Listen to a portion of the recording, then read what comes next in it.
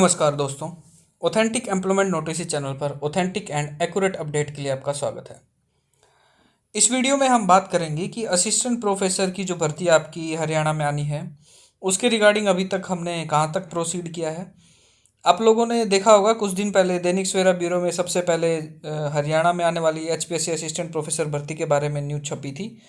और वो जो न्यूज़ थी वो ऑथेंटिक एम्प्लॉयमेंट नोटिस चैनल और हमारे टेलीग्राम ग्रुप के कुछ साथी थे, उनके सम्मिलित प्रयास से ही वो न्यूज़ जो है लाइमलाइट में आनी पॉसिबल हुई थी। तो अभी जो है वो एक न्यूज़ आने के बाद न्यूज़पेपर में अब सारे न्यूज़पेपर इनको जो है ये न्यूज़ चलाने लग गए हैं अपने न्यूज़पेपर में। तो मैं आप लोगों को बताना चाहूँगा कि इस न्यूज़पेपर में जो आज ये न्यूज़ आई है कि भर्ती को 2 चरणों में किया जा सकता है, दरअसल ये वीडियो उसी के रिगार्डिंग है कि हमारा पूरा प्रयास ये है कि भर्ती को 2 चरणों में न करके एक ही चरण में किया जाए। और इसके लिए हम प्रयासरत हैं और हमने जो महम के विधायक हैं बलराज कुंडू जी, उनको भी संपर्क किया है कि विधानसभा में हमारी एचपीएससी असिस्टेंट प्रोफेसर की भर्ती का मुद्दा भी उठाए। और उसके लिए मैंने खुद पर्सनली और 3 साथी और थे टेलीग्राम ग्रुप से, उनके साथ मिलकर रोहतक में उनको ज्ञापन भी सौंपा है। तो जैसे आज मैंने कुछ वीडियोस देखी इसके रिगार्डिंग कि जो ये आज न्यूज़ आई है, तो काफ़ी यूट्यूबर जो है इसके बारे में ये भी बता रहे हैं कि चलो अच्छा है कि पहले 1535 की भर्ती पहले आ जाए और नेक्स्ट जो पोस्ट आनी उसकी बाद में आ जाए, ताकि कैंडिडेट को ये पता चल जाए कि एग्ज़ाम कैसा हो रहा है, किस टाइप का पेपर आ रहा है और किस टाइप का आपका सब्जेक्टिव पेपर आएगा। दरअसल ये जो है सरासर गलत है। अगर 1535 की वैकेंसी आती है और उसमें कुछ सब्जेक्ट रह जाते हैं, क्योंकि मोस्टली साइंस के सब्जेक्ट आपके 1535 वाली जो रिक्विजिशन थी उसमें नहीं थे, तो अगर वो पोस्टें आपकी नहीं आती हैं तो आप लोग भूल जाइए कि आपकी भर्ती पूरी भी हो सकती है और कभी आएगी भी। तो हम जो है इस चीज़ की डिमांड करते हैं कि भर्ती जो है आपकी 2 चरणों में ना होके एक ही चरण में हो। और ये चीज़ पॉसिबल भी है कि पीजीटी का जैसे विज्ञापन आया है आपका, पीजीटी का जितने भी सब्जेक्ट का विज्ञापन आया है वो कोई एक एडवर्टाइजमेंट की फॉर्म में ऐसा नहीं आया है कि आपने एक ही एडवर्टाइजमेंट में सारी पोस्टें दिखाई हैं। हर एक सब्जेक्ट का जो है अपनी एक पर्टिकुलर एडवर्टाइजमेंट उन्होंने जारी कर दी है। तो 3800 जो पोस्ट हैं, अगर मान लो उसके 25 या 30 जितने भी सब्जेक्ट की वैकेंसी आनी है, तो हर सब्जेक्ट की आप अलग अलग एडवर्टाइजमेंट बना के निकाल दीजिए, जैसे आपने पीजीटी का निकाला है। तो इसको 2 चरणों में करने का तो कोई तुक नहीं बन रहा है यहाँ पर।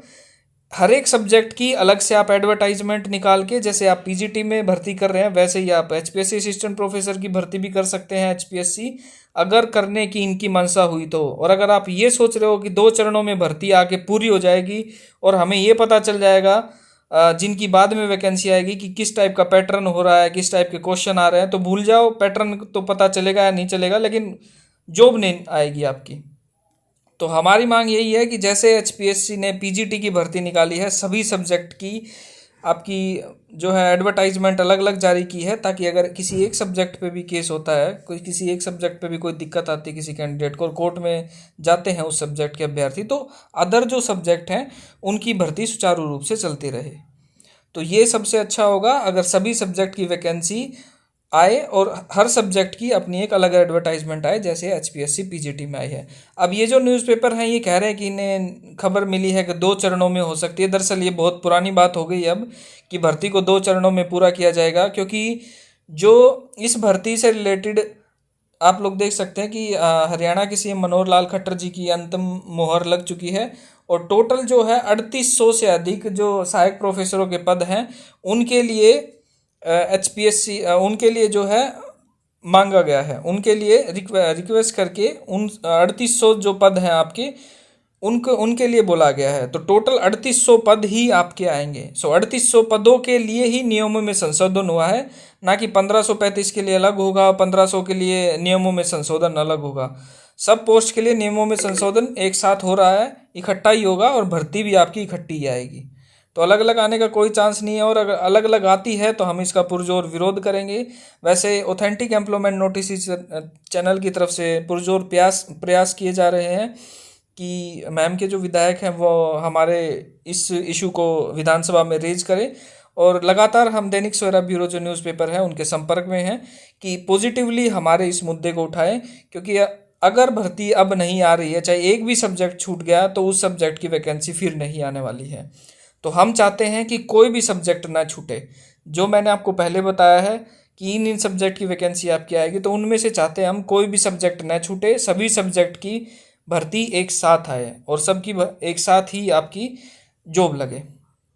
तो ये हमारी मांग है और इसके रिगार्डिंग जो है हम पूर्णतया प्रयासरत हैं। तो आप लोगों को इसमें कंफ्यूज नहीं होना है कि भर्ती आपकी दोबारा आएगी या फिर बाद में आएगी।